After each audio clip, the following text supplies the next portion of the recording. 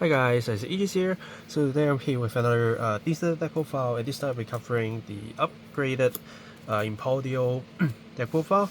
So the last time I did it is when it released, and the deck itself requires actually a little bit weird way, some special like add-on to the deck in order to make it more sort of playable, and unfortunately at that time it's all about Shoujo Doji. So they will just do a lot of pokes to you. So this deck, unless you play it very well, else in that kind of meta is really tough to just take it into a big tournaments and hoping to win. But now I think is a little bit different. While the deck did get quite a lot of supports, where I think when we play it more normally, it's still a choice that you can consider if you play it well. Yeah, so let's look into the deck profile. First, we have our right line, and of course our system code exceed. We need to make sure we get the set order through the right line, and we need to make sure we use the right line so that we can start building up the gauges through a more good pacing. Or else, when you don't get enough cards to be your gauge, there's a lot of things you can't do. So, and also sometimes you, for this deck, you need to actually take damage from time to time to build up the gauge. But at some point, early game, you might not want to actually take that much damage, because if you take too much, even though you can build up your gauge to do your things, but that also means your opponents will be easier to actually push you harder when you need to drop a lot of things, right? So some people might start early guarding, which I think is not a bad thing, but then this also means you might not actually get all your gauges on time. So at least having the right line fully, you can start having a more stable gauges to actually work with. Now, going through the main deck, a lot of stuff is very stable, which likes the person right, which you do need the souls, you do need the power and draw, of course. Finster for the drive checks, which is very important, and then the Nebula Invoker, which can be a good attacker, and a big shield where you when you kind of facing a Basagua, you might actually need to consider keep this card in your hand for the shield value, because it's so easy to just get popped. And so far we don't have much protection for this card. You just need to look for another one or keep it in hand if your opponent is very retiring heavy, or if you actually need the extra power, then you can play it on the field. But if you need to play a more defensive game, then you probably will need to keep it in your hand. Also, another note, when you're playing against Basagua, because your Finster will go away, so your other side, do make sure you leave something there for Basagua to pop. If not, you allow them to draw cards, and that can be fatal if you let them to draw too much cards, draw it all into pieces, or enough defensive so they don't get beaten by you. That will be a problem.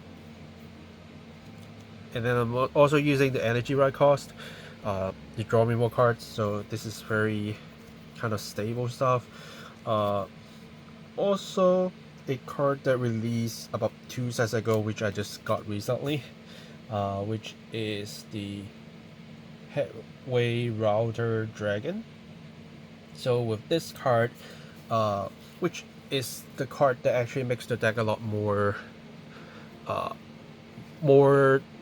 brand focus, the archetype focus, because with this you actually get to look at top 5 cards of your deck by energy blast 3 when you have the gauge, and then choose up to 1 card with a different card name from this unit, and grade less than or equal to your Vanguard, and call to Radar Shackle, shuffle your deck, so that you can actually find your pieces, which in the past you don't actually get to kind of do that except with your Vanguard. So you can build your board a lot easier. which is just great, right?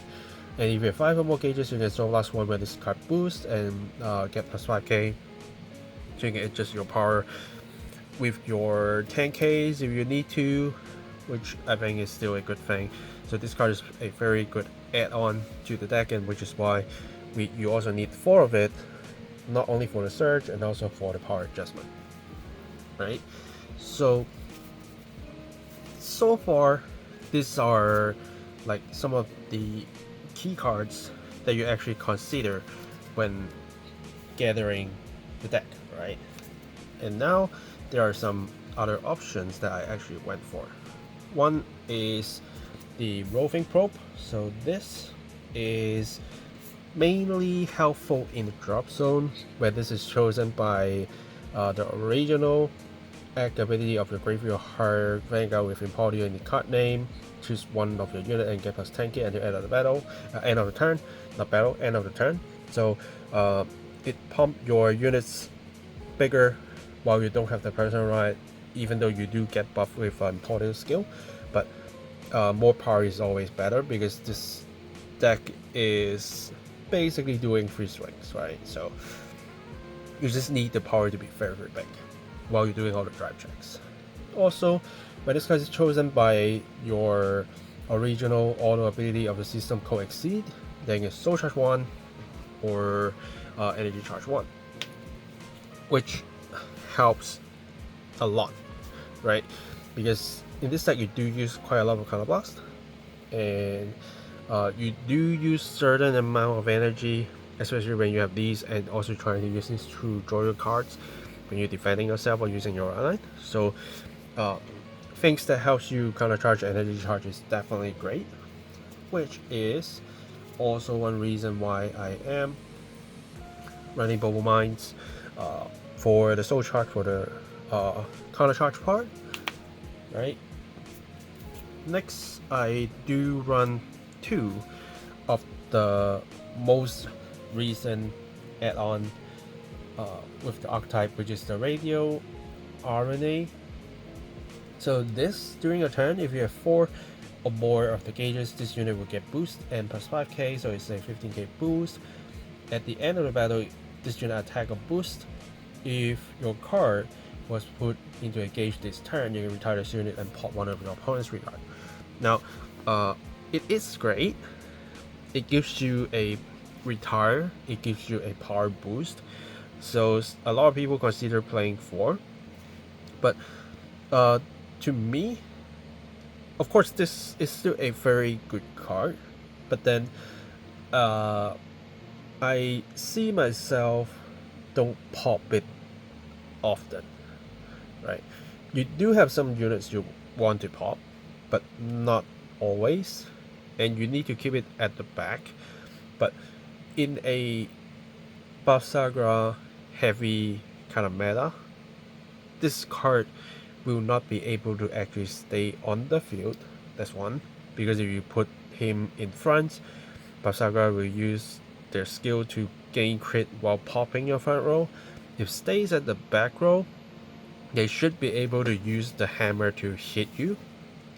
So you kind of still no escape, and because this card will just pop itself, so unless you really want to pop a lot of your opponent's regards, which against Buff Sagra you cannot target their forward, so that is really kind of tough.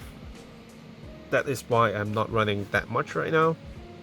But when we are getting into like a different era where it has a chance to actually stay on the field, then maybe I would consider, or maybe when I don't need to worry about my front row too much, but one of them will be Winster that will be going away, right?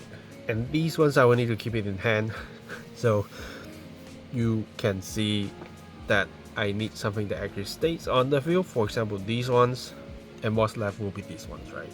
So at least for now, I don't think it is a must for a 4, which I put space on here to focus on the counter charge part and something that you can simply reuse with power boost. So I think it's great.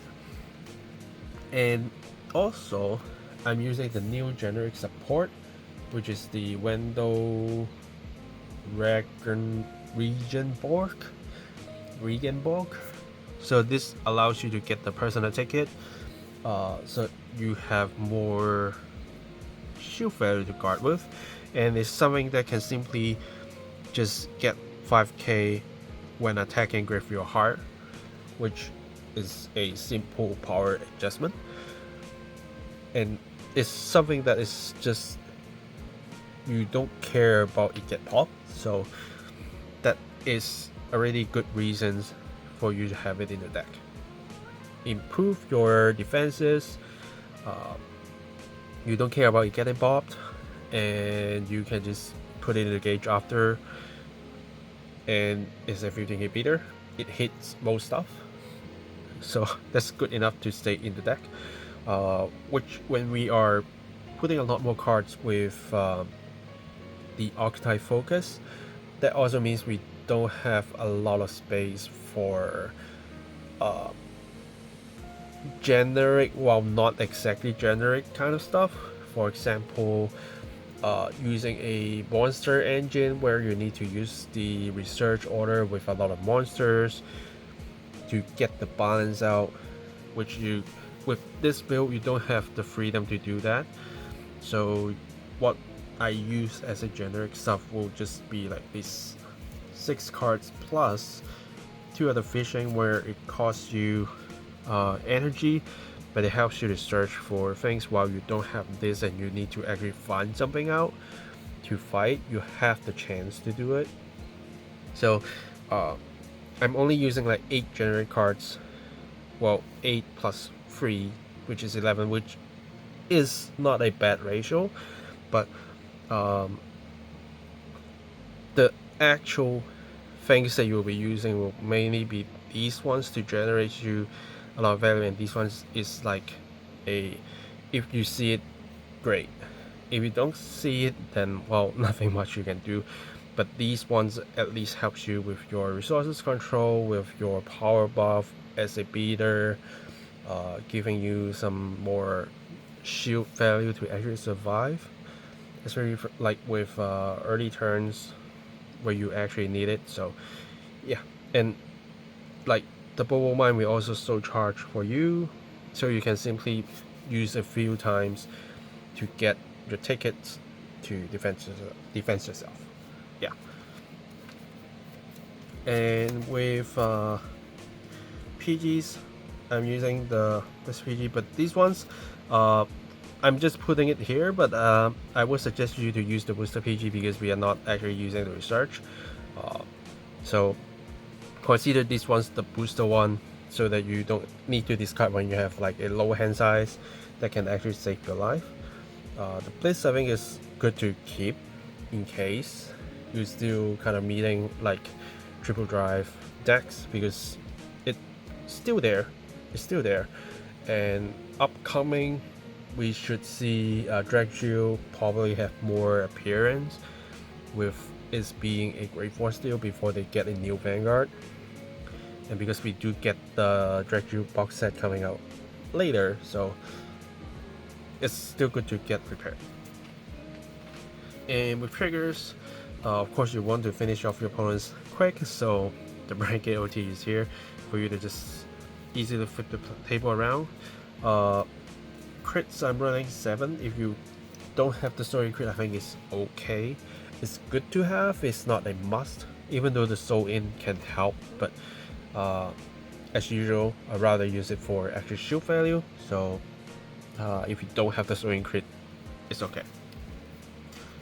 With front, I'm using the 20k front for the actual defensive, because back to Bafsagra, if they are doing some card restrictions, if you need to drop a PG, you need to drop a lot of cards, then the actual big shield value actually comes in handy, where you can just drop a few and say like 2 pass, 3 pass for you to just survive, right?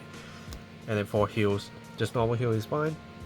nothing too much to worry about for now, which I think is more common to just keep at least the base shield value, and when you can add up more than 15, go for that. Yeah.